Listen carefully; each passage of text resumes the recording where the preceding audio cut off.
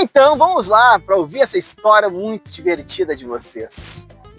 O Felipe estava lá vivendo em São Paulo, passava por um momento meio difícil, quando resolveu voltar para Porto Alegre, onde já moravam seus filhos.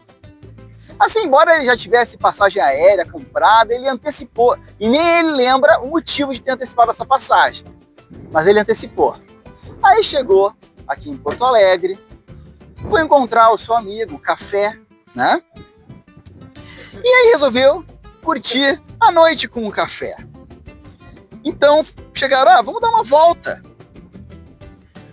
E aí foram lá passear ali na Cidade Baixa, até que encontraram ali na estação 910, ali na Cidade Baixa, um pagode, vamos entrar aí, vamos ver qual é que é, né? Chegaram lá, foram tomar uma cervejinha para olhar o movimento. Então, lá estava a Lucinéia, dançando em meia-noite, fazendo jus ao seu nome, porque estava iluminando aquela pista de dança. E aí o Felipe se sentiu como naquele filme O Máscara, né? E que o personagem interpretado o Jim Carrey deixou o queixo cair, pá! A língua saiu. E em seguida começou a uivar feito um lobo alucinado. E aí ele falou pro amigo dele, o Café, exatamente com essas palavras: por minha honra, jamais vi dama de formas tão encantadoras.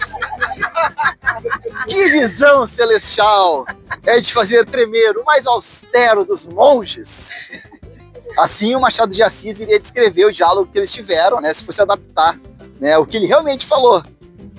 Muito bem. O Felipe estava hipnotizado pelos movimentos da Lucinéia, quando ela, de repente, devolveu o olhar.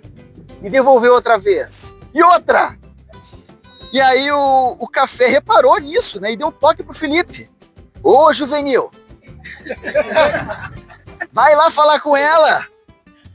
E honrando seu apelido, o Café seguiu botando pilha no parceiro para acordá-lo em relação ao que estava rolando.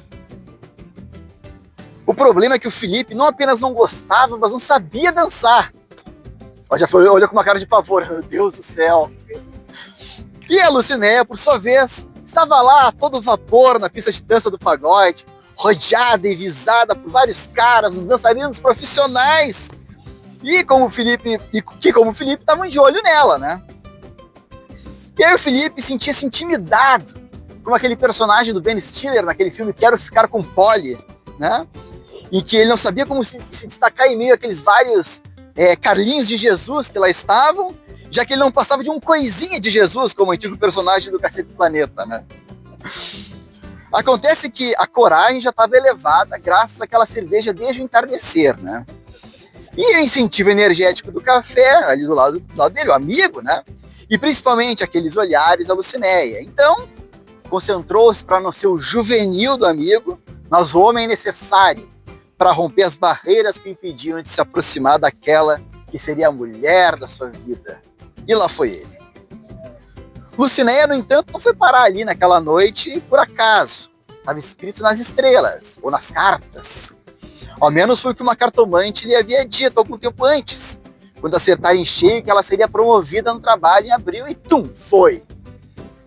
Porém, ela também havia previsto que o homem da sua vida, que seria o pai do seu filho, chegaria no segundo semestre daquele ano. E de mala e cuia. Foi uma previsão tão específica que a Lucinéia não deu tanta bola assim, né? Bom, naquela noite a Lucinéia e a amiga Vanessa haviam planejado sair, se divertir, mas estavam com uma preguiça daquelas. Haviam tomado uma sopinha de capelete, comido um chocolate, e ficar em casa seria uma opção mais interessante. Mas mantiveram o plano original e foram curtir o pagode, não com segundas intenções, mas só para dançar, se divertir. Então, lá na pista de dança, eis que surge aquele branquelo que refletia as luzes eletrônicas daquela festa, chegando de viagem com as malas ainda no bagageiro do amigo. Desajeitado, mas confiante, ele foi em direção a ela e começaram a dançar.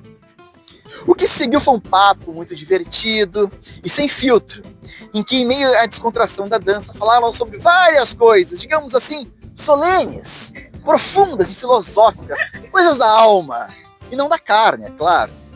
E devido ao alto teor de complexidade daquela conversa, não teria como reproduzi-la aqui. E também deixaram claro um para o outro que não queriam nada sério, nem um relacionamento. Como vocês podem ver aqui, né, eles não queriam nada.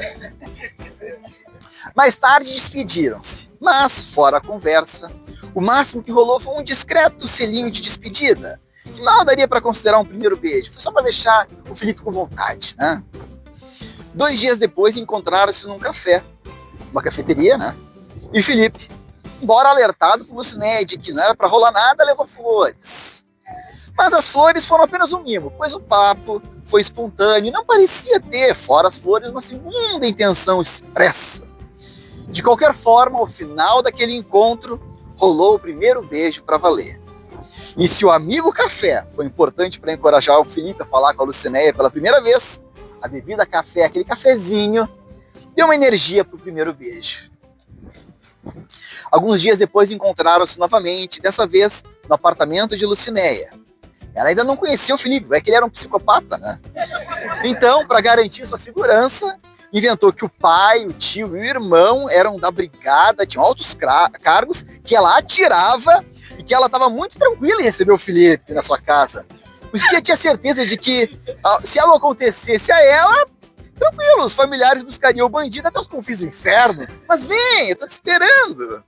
O Felipe chegou a dar aquela suadinha fria assim, mas a sua coragem era maior e foi encontrar a donzela em seu castelo, mesmo sob o risco dos seus guarda-costas lhe darem cabo se pisassem falso. Se os guarda-costas eram uma invenção, a dificuldade de Felipe encontrar o endereço de Lucinéia foi uma realidade. Foi uma luta para chegar até lá. Mas deu tudo certo. E embora o jantar tenha sido pizza, o encontro, como vocês podem confirmar hoje, não acabou em pizza. Aliás, uma observação. Mais tarde, quando Lucinéia e Felipe fizeram um curso de tiro, a maneira furiosa e precisa com que ela dava os seus primeiros disparos fez o Felipe arregalar os olhos, impressionado, e pensar se ela realmente tinha mentido sobre isso, né? Só tinha nenhuma arminha escondida esse tempo todo.